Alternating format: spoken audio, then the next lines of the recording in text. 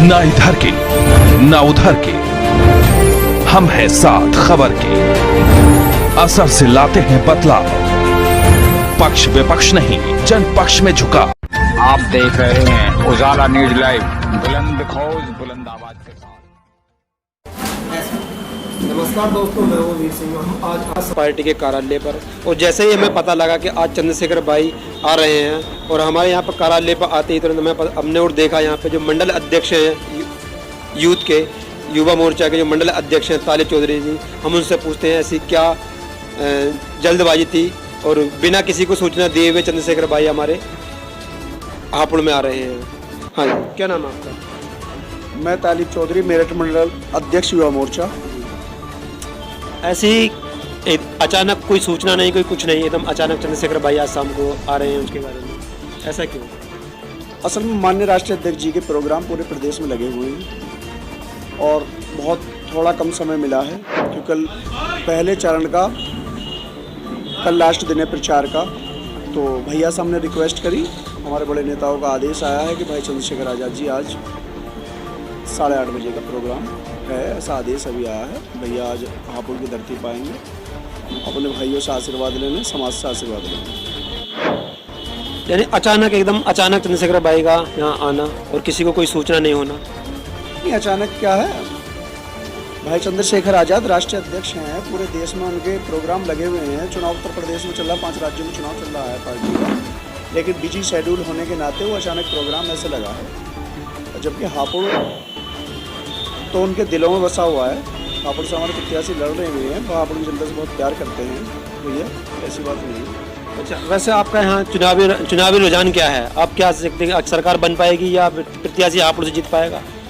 देखो, प्रत्याशी लड़ रहे हैं, हमारे प्रत्याशी जीतेंगे, हमारी मेहनत है, हमने संघर्ष करा है और बहुजन समाज की हम राजनीति करते हैं। भाई चंद्रशेखर आज़ाद जी पूरे देश के अंदर, जब पूरे 5 साल विपक्ष नाम की चीज़ इस देश में नहीं थी, जब देश की तानाशाही सरकार ने इस देश पर कब्जा किया हुआ था, तो मात्र देश के अंदर एक अकेले नेता भाई चंद्रशेखर आज़ाद जी थे जिन्होंने बहुजन समाज की लड़ाई लड़ी।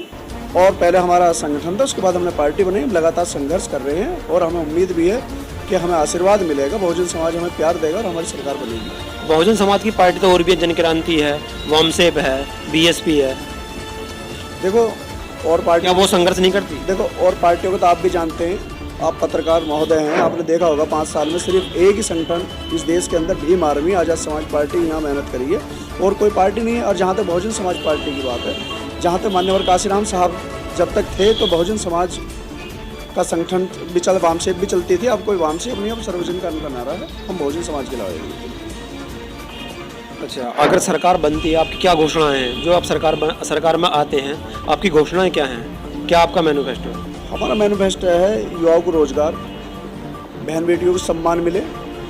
आज जो देश के अंदर, चाहे बहन मनीषा हो, चाहे और भी जो जितनी घटनाएं इस प्रदेश के अंदर हुई हैं, चाहे इनके कुलदीप सिंह सेंगर विधायक वो दोबारा उस परिवार को पूरे को कत्लेआम करवा दिया उन्होंने, तो इस सिस्टम से हमें अपनी बहन बेटियों को इंसाफ दिलाना। जब हम सरकार में होंगे, सत्ता में होंगे, तो तभी आवाज़ उठाएंगे।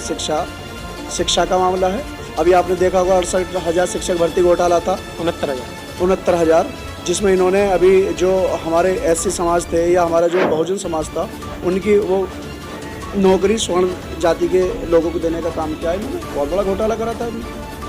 तो हमारा तो यही है, शिक्षा, सुरक्षा, न्याय, सबको न्याय मिले। यहाँ जो मॉब लिंचिंग जैसे इस देश के अंदर जघन्य अपराध होते हैं, जहाँ SC समाज, मुस्लिम समाज को पीटा जाता है, तो हम उन्हें इंसाफ दिलाना, उसकी हम लड़ाई लड़ रहे हैं। अच्छा, आप एक क्वेश्चन और आपसे यह बताइए, आप ख्याल कैसा आया क्या समाज में कोई, जब देश के अंदर तानाशाही सरकार ने बहुजन समाज पर अत्याचार किया, सबसे पहले संगठन भीम आर्मी बनाने की जरूरत पड़ी। भीम आर्मी हमने संगठन बनाया और पूरे देश के अंदर आंदोलन किए और बहुजन समाज को इंसाफ दिलाने के लिए लड़ाई लड़ी। जब हमने देखा कि हमारे जो मान्यवर काशीराम साहब ने एक पार्टी बनाई थी, बहुजन समाज पार्टी, वो आज सर्वजन पार्टी है, वो सर्वजन पार्टी बहुजन समाज का ध्यान नहीं रख रही। अंत में हमने देखा, जब हमारे लोगों के साथ, हमारे भाइयों के साथ इंसाफ नहीं हो रहा, तो हमें मजबूरन आज़ाद समाज पार्टी की स्थापना करनी पड़ी और हम पूरे देश में हमारा 22 राज्यों में संगठन है भीम आर्मी का। यानी कि आपको लगता है या चंद्रशेखर भाई को लगता है कि जो हमारा बहुजन समाज है वो सुरक्षित नहीं है, 3-3, 4-4 पार्टियां होने के बावजूद भी हमारा समाज सेफ नहीं है? हाँ, ऐसा सच्चाई है। 5 साल आपने लगातार देखा होगा, चाहे मुस्लिम हो चाहे दलित हो, इन पर अत्याचार हुए हैं, पूरे देश के में घटनाएं हुई हैं, और लड़ाई किसने लड़ी? भीम आर्मी और आजाद समाज पार्टी कार्यकर्ताओं ने। यानी कि जो पार्टी अब से पहले सरकार में भी रही है, बीएसपी सरकार में भी रही है, कि उसमें भी इन्हें लगा कि हमारा जो बहुजन समाज है या 85% जो समाज है वो बिल्कुल सुरक्षित नहीं है। बीएसपी का जहाँ तक सवाल है, चाहे बहन मनीषा का मामला हो, ना तो बहुजन समाज पार्टी का एक भी नेता वहाँ पहुँचा हो, आप मुझे बताएं। दूसरी बात, CA-NRC जैसा आंदोलन, CA-NRC जैसा जो ये तानाशाही सरकार लाई थी, जहाँ यहाँ तोफड़ का फैल है, दलित और मुसलमानों को परेशानी थी उससे सबसे ज़्यादा, तो इन्होंने तो CA-NRC हो, चाहे अभी अल्ताफ का केस, एक भी के 5 साल में एक भी मुद्दा बहुजन समाज का या बहन बेटी के सम्मान में अगर कहीं बहुजन समाज पार्टी ने लड़ाई लड़ी, आप मुझे बताएं। लड़ाई कौन लड़ी? आजाद समाज पार्टी, भाई चंद्रशेखर आजाद जी लड़ाई लड़ रहे हैं। नहीं, और भी तो पार्टियां हैं, कांग्रेस पार्टी जब मनीषा वाला केस हुआ था वहाँ पहुंचे थे। कांग्रेस वाले जो माननीय राष्ट्रीय अध्यक्ष राहुल गांधी जी, वो 6 महीने तो विदेश में रहते हैं, वो उन्हें यहाँ के बहुजन समाज का क्या पता? यहाँ कितने पीड़ित शोषित लोग रहते हैं, जो तानाशाही सरकार यहाँ के मुख्यमंत्री की भाषा ठोक दो। एक पढ़े लिखे एक मुख्यमंत्री की भाषा नहीं हो सकती है। अच्छा, आपको लगता है यहाँ पर आपकी सरकार बनेगी? सरकार बनेगी, राज करेगी भीम आर्मी इस देश में। सरकार को छोड़िए आप, दिलों में बसते हैं भाई चंद्रशेखर आजाद, बहुजन समाज की लड़ाई लड़ रहे हैं, और करोड़ों लाखों कार्यकर्ता जो उन्हें प्यार करते हैं। बहुत कम समय में टाइम मैगजीन में आना ये दर्शाता है कि हम इस देश पर के लोगों के दिलों पर राज करेंगे। हम ठोक दो वाली नीति नहीं करेंगे, भाईचारा वाली करेंगे। लोगों को न्याय दिलाएंगे, लोगों की सुरक्षा की गारंटी होगी, रोजगार देंगे युवाओं को। जो आज तानाशाही सरकार चलिए ठोक दो, इस पर काम नहीं होगा बिल्कुल भी। लेकिन बीजेपी बोलती है सबका साथ सबका विकास और सबका विश्वास। सबसे ज्यादा मॉब लिंचिंग इसी सरकार में हुई है। विश्वास भी करा दिया इन्होंने, सबका विकास भी कर दिया इस 5 साल में। जब अभी 69,000 शिक्षक भर्ती घोटाले, कहाँ रह गया सबका विकास, कहाँ रह गया विश्वास? जब आए दिन मुसलमानों की हत्याएं होती हैं इस देश के अंदर, यहाँ के प्रधानमंत्री ने जब 700 किसानों की हत्या हो गई, वो शहीद हो गए 700 किसान, क्या सरकार, क्या प्रधानमंत्री को नहीं दिखता?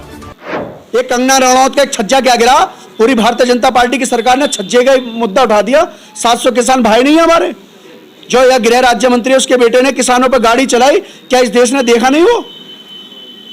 अच्छा, अभी पीछे अमित शाह ने जो मीटिंग करी थी जाट समाज से, उन्हें अपने साथ लुभाने के लिए, क्या वो कामयाब हो पाएंगे इसमें? देखो, जाट भाइयों को इनका काम है सिर्फ इस प्रदेश में और देश में यहाँ दंगे होते रहें, यहाँ लोगों की जाने जाएं, ये तो अपनी कुर्सी बचा के बैठे रहें, इन्हें सुरक्षा मिली है। जो आम जनता है, जो गरीब आदमी है, उनकी हत्याएं होती रहें, ये तो खुश रहते हैं उसमें। इन्हें विकास से क्या मतलब? कितनी नौकरियां दी हैं बताएं ना। यही अमित शाह पिछले विधानसभा चुनाव में 4.5 लाख नौकरियां दी हैं सरकार ने। बीजेपी की सरकार ने 4.5 लाख कहाँ दी हैं? जो बोलते हैं कि हमने 4.5 लाख नौकरियां दी हैं, अपने भाषणों में देते हैं। वो तो भाषणों में 2 करोड़ रोजगार हर साल देने की बात करते थे। वो तो यही अमित शाह पिछले 5 साल पहले ये कहते थे कि 14 दिन में किसानों की पेमेंट देंगे। कहाँ दिया? मैं खुद किसान हूँ, मेरे पिछले साल की पेमेंट नहीं आई अभी। झूठ बोलते हैं सिर्फ। किसान तो खुशहाल है। किसान कहाँ खुशहाल है? तो अगर किसान खुशहाल होता तो 700 किसानों की मृत्यु थोड़ी होती। अगर किसान खुशहाल होता तो 700 किसान अपनी जान थोड़ी देते। कीले ठोक दी इन्होंने रोड पे, इतनी तानाशाही सरकार इन्होंने सुनने का काम नहीं किया। लेकिन किसान ही ना भगाएंगे, न दौड़ाएंगे। खदेड़ा चल रहा है उत्तर प्रदेश के अंदर, खदेड़ा चल रहा है और खदेड़ा ही होगा। ये प्रदेश से जाएंगे, देश से जाएंगे।